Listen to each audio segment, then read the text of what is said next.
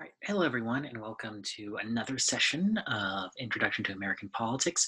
And in this video, I'm going to talk about a sort of a brief overview of economic policy.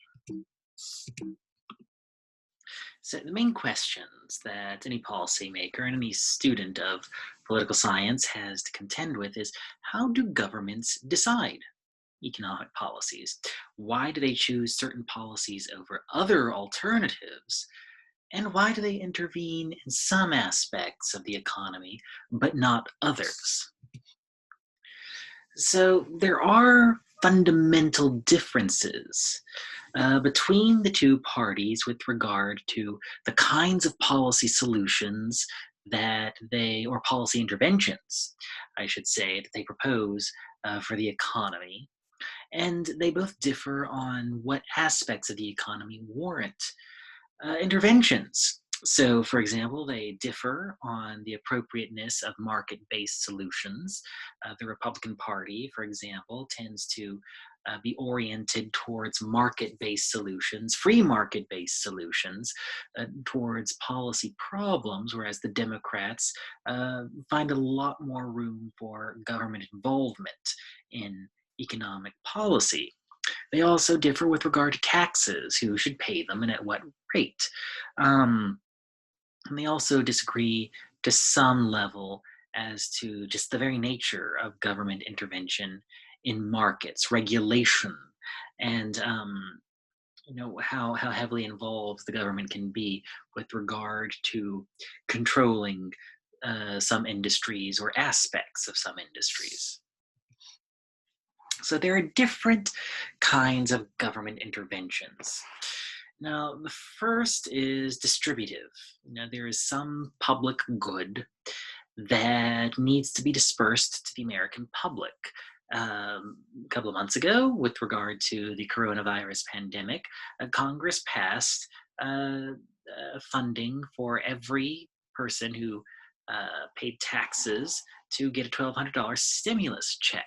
And that was a distributed good. That was an economic intervention that was meant to get cash into the hands of most Americans so that they could have money to spend and hopefully stimulate the economy.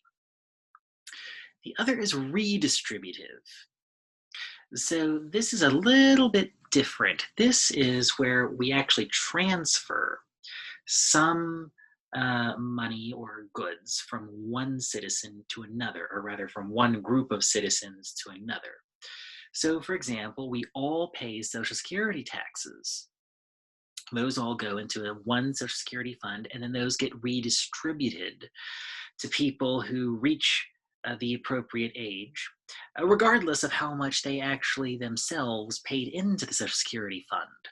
Other examples include Pell Grants, which some of you might be utilizing right now. People pay into this fund and then they are redistributed to those who wish to use it for the purposes of financial aid to go to college or some sort of professional schooling.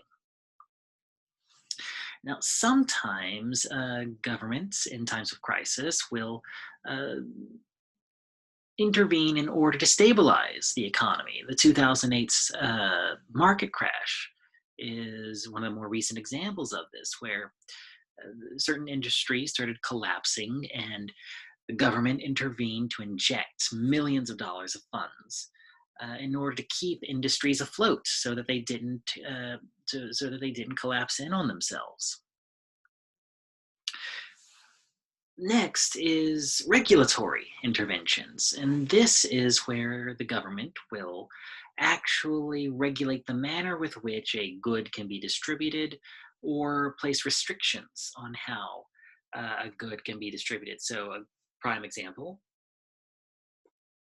are gas and tobacco taxes. Gasoline taxes are meant to, in a way, discourage use of fossil fuels, and tobacco taxes, sometimes taxes on tobacco and other, things that are, bad for you health-wise.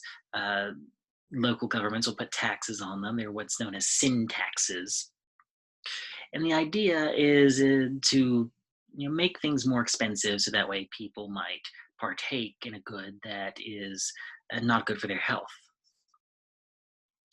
Other types of industries, for example, are regulated with regard to how they can behave. For example, after the 2008 financial crash, there were a slew of credit card company regulations uh, that Congress passed and then the Obama administration implemented. And then finally, the government can encourage certain industries by providing cash stimulus uh, into different companies that they think show promise. So, for example, under the Obama administration, there were numerous programs designed to stimulate alternative energy companies. Under the current administration, President Trump has been fond of distributing agricultural subsidies to farmers because of reduced demand for U.S. agriculture products due to the tariffs that have been imposed by foreign markets, particularly the Chinese. So the government can try to stimulate economic growth in different industries. So there are a lot of different ways that you can, um, that the government rather can go about doing this. There's through monetary policy, the Federal Reserve Board and the Federal Reserve Bank regulate monetary policy. Their members are appointed by the president but confirmed to the Senate. But their policies do affect politics. Their role is to stabilize the economy. However, their actions can stimulate political discussions amongst the elected branches. So, for example, the Federal Reserve Board and the Federal Reserve President right now has come under criticism for how he has handled interest rates over the past few years. Um, and his decisions with regard to interest rates have sometimes garnered criticism and other times praise from Trump, from Congress, and in other people. Regulatory policy is usually implemented by relevant agencies. So, for example, the Environmental Protection Agency has the power to regulate certain aspects of industries and manufacturing that are aimed to reduce pollution output. Sometimes regulatory policies are aimed at ensuring a level playing field. So sometimes there are barriers into a certain industry for new businesses, and sometimes they put regulations in place so that bigger companies cannot muscle out smaller companies through antitrust legislation, for example.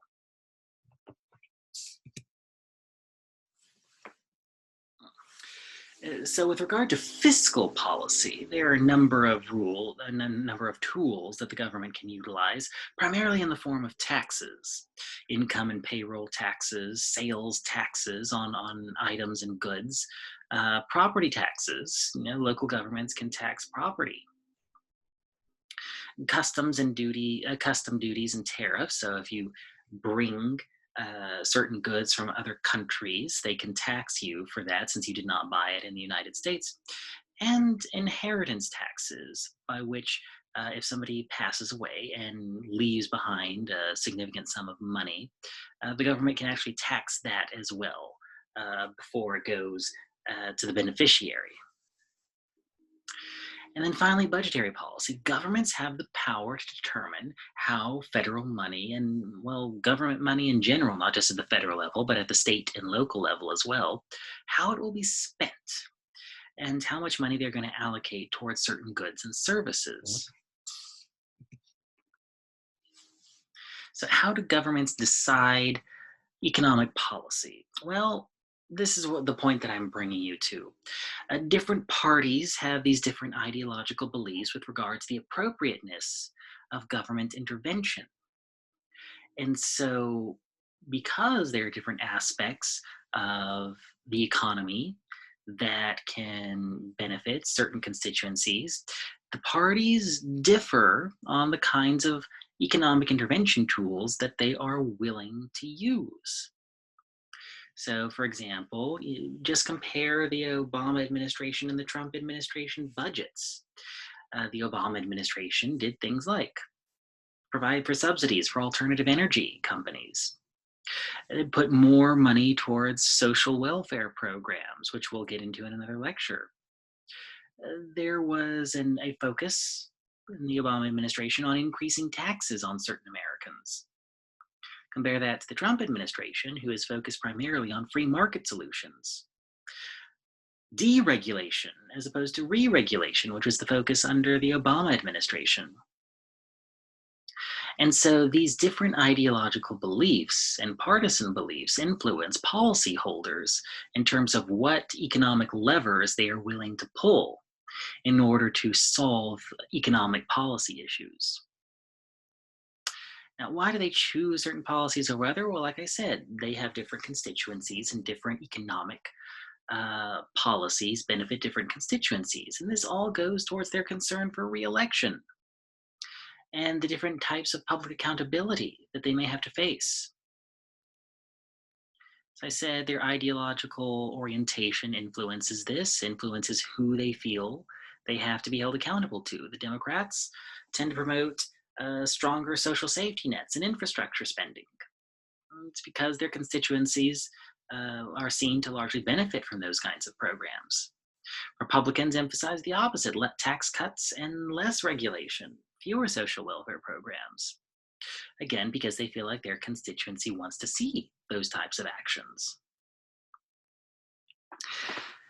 And these ideological orientations are the main reason why they tend to intervene in some areas and not others.